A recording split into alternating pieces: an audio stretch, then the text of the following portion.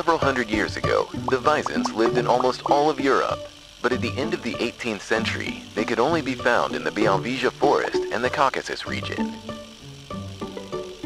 During World War I, German and Russian troops significantly depleted the Polish population of these animals, and in 1919, a poacher shot the last free living bison in the world.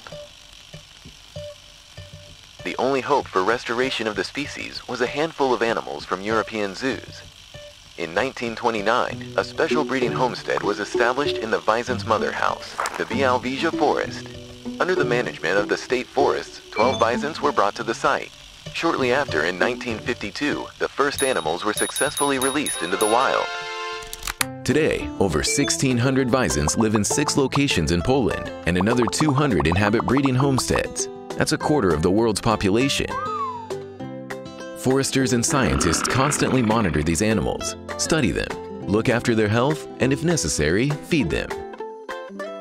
Moreover, they keep looking for new areas that could become home to other herds, also out of Poland. As a result, Polish visons were recently brought to Bulgaria, Spain, Romania, and the Czech Republic. Thanks to continuous care of the bison, the true king of the forest can be seen today in his natural environment.